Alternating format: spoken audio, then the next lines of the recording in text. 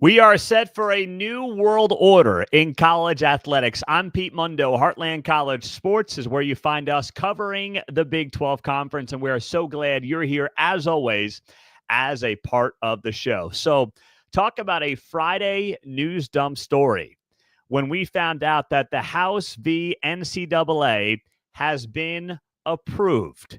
Now, this is not a shocker at all, but what it means now is that we are in an era of more or less a salary cap within college athletics, but not really, which I'll explain.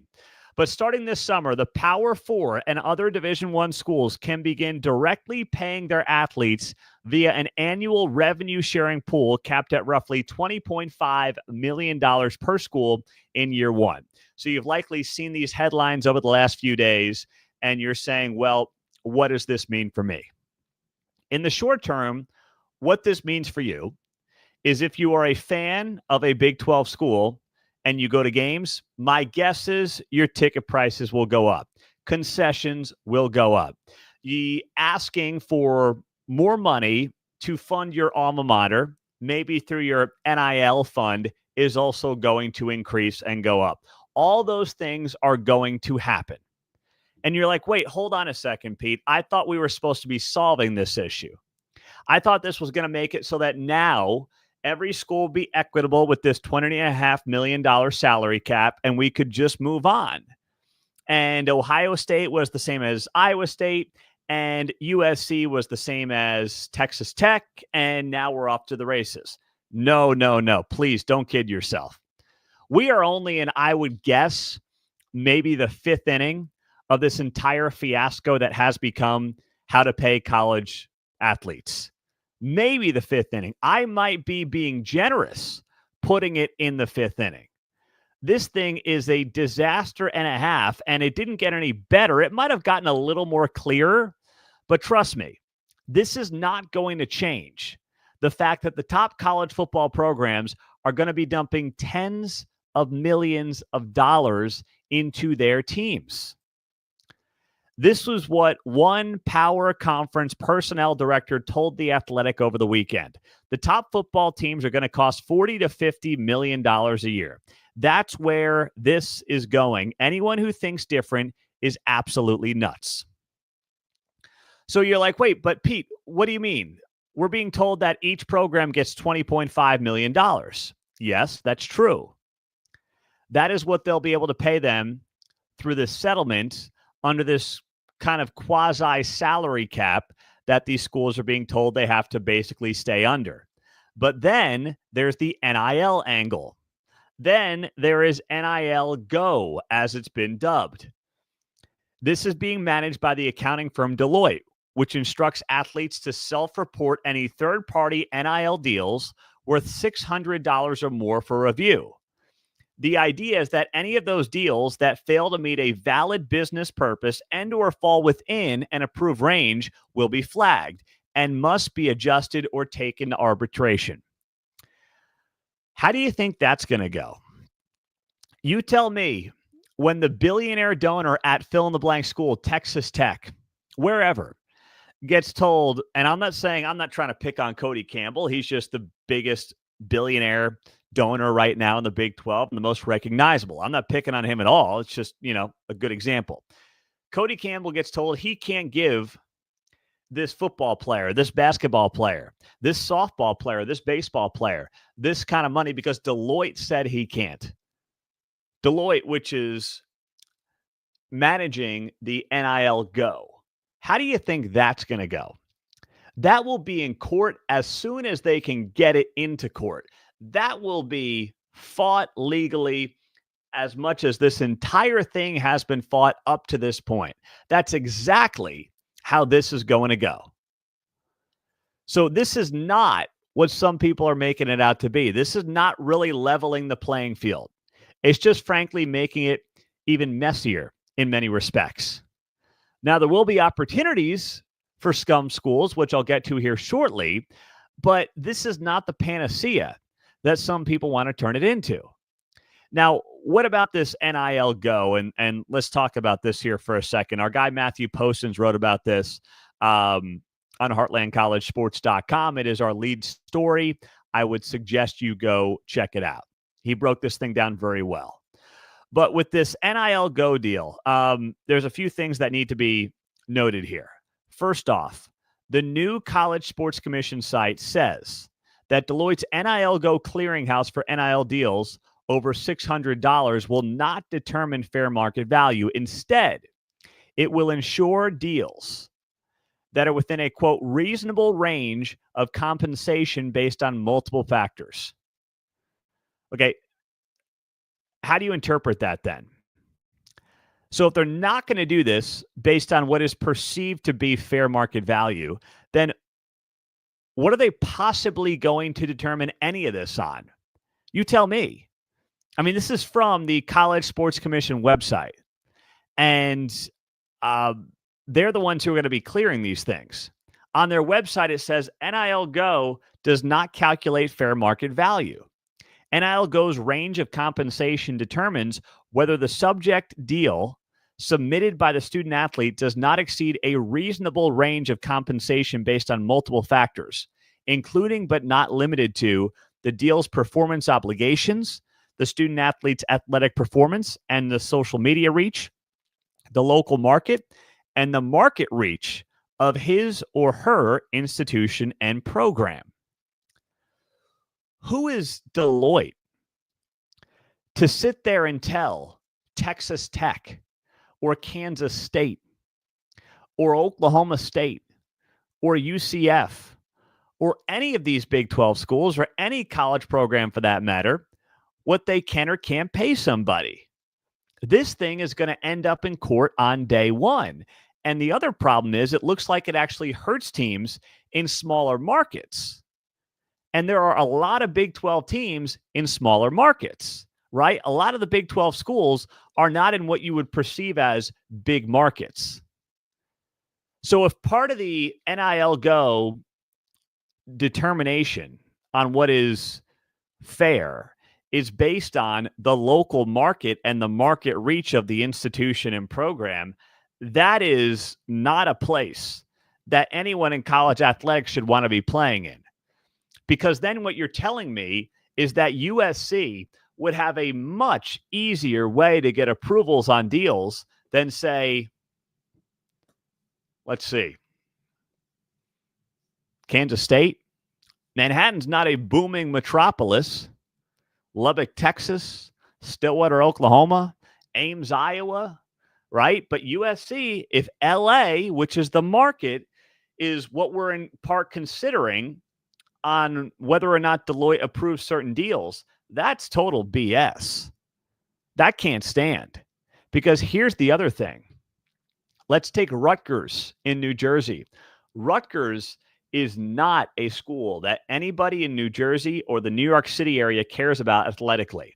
They are the last thing on anybody's mind athletically in the New York City area. The New York City area has 18 million people. Part of the reason the Big Ten was interested in Rutgers is because they thought they could tap into the New York market. They were wrong. I would make a very strong case, and this is not difficult at all to make this case.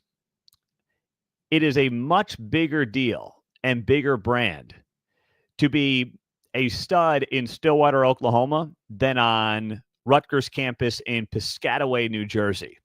I don't care about the populations. I don't care about the market reach. I'm telling you right now, the Big 12 schools top to bottom have far more of a reach in their communities than some of the big schools in the, and I say big in air quotes there, big schools in the Big Ten. And it's night and day. Okay, like USC, yeah, it's USC. I get it. But USC is like the 10th thing on people's minds in Southern California, unless they're really competitive. How many times do we have to see the Rose Bowl look totally empty for a relatively meaningful game involving the Trojans? And forget UCLA. I mean, UCLA is just dead as could be. Is UCLA going to have a leg up on these NIL Go deals and what gets approved and what doesn't get approved because, well, they're in market number 2 in the country? That is a major problem that needs to be addressed as soon as possible. And it will be via lawsuits. And I hate to admit that because the last thing we need is more stuff getting fought in court. But my gosh, how else is this possibly going to play out? I'm Pete Mundo. We're Heartland College Sports. Thank you for joining us. I would love for you to make sure that you like the video right now as you're watching it on YouTube, on Facebook. And if you're on the podcast, gosh, thank you so much for your nice ratings and reviews that have been coming in here. They make a huge difference. I so appreciate you doing that. And keep them coming. We're sending out merch to the best podcast reviews every week. Just send me an email, Pete Mundo, MUNDO, at heartlandcollegesports.com with your review. That way I know who you are, and I can put you in the running for the best podcast review on the show. So let's get to some of your comments here. Pete, I don't trust any enforcement arm. It's really hard to regulate these deals. College sports needs Congress, but good luck with that. I'm worried, but college sports keeps getting more popular. That is from EI Crab TR77. Yes, I agree with you there, but you're right. Relying on Congress is a fool's errand. So that is not something that's going to happen anytime soon. Joshua says, I'll gladly pay if Tech keeps recruiting at the same level. Can't blame you, Joshua. I can't, man. Things are good right now in Lubbock. Let's see. K-State Scott says 2- and 3-star athletes will still end up in the Big 12 no matter how high these dollars reach. Nothing will change for us. We'll pay, but i.e. Ohio State will get the same athletes they get today. Well, it may seem that simple, Scott, but here's where things get tricky. Tanking could be part of the equation in this new world of a $20.5 million quasi-salary cap for these college sports programs. How they divvy them up, of course, is going to be up to each program. They're going to have to tighten their belt buckles a lot of ways. I did see that Mark Cohen, TCU communications director, got let go late last week, and that was just one of the many budget cuts that sadly I believe are going to come to these institutions. It's not fair. These people are oftentimes the backbone of the sports departments in these colleges and universities, but they're not like just getting a windfall of $20.5 million. It's not that easy. And that's something that Iowa State AD Jamie Pollard has talked extensively about in the last few weeks. I mean, Jamie Pollard said here, gosh, when did he say this? I want to say it was a few weeks ago. He said it during an interview, and he goes, Iowa State doesn't have $20 million sitting around, but if we don't pay it for the coming year, we have big problems, so we're going to pay it. Then he says, would you pay a bigger fee as a student to go to the school here so that a member of our basketball team can get paid $1 million? That's the fundamental question we're going to have to ask ourselves, because if we don't do that, then what we're saying is we're not going to have the athletics program that we're having. So that's the thing. You're seeing that happen now around college sports. Tuitions are going up, room and board, all to pay for the sports programs. This still feels wildly unsustainable when you look at it from a big picture perspective. So then what do? Right? How do you fix this? What's the answer? The answer to me seems to be to figure out the best way to end up in a situation where you're able to basically get a hold of all the power players, bring them into a room, and say, enough's enough, guys. We need congressional approval, and we need it now. Can they get it done? I think they can. I mean, I want to be optimistic, but I can't be optimistic about anything involving Congress. I can't. Maybe you can, but I can't do it.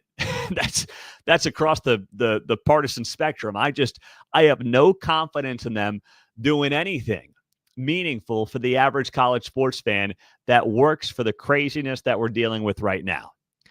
But let's talk about tanking here. This is something that came up in the last couple of days that I think is important to note. What could tanking look like? Well, here's how it works, right?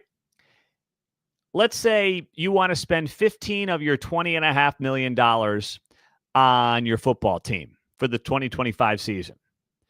You can't pay anyone now for 2026 until July 1 of next year. So all of a sudden, you're making these payments for the 2025 team, but you're paying them through the end of June next year. You can't pay the 2026 team until July 1 of next year.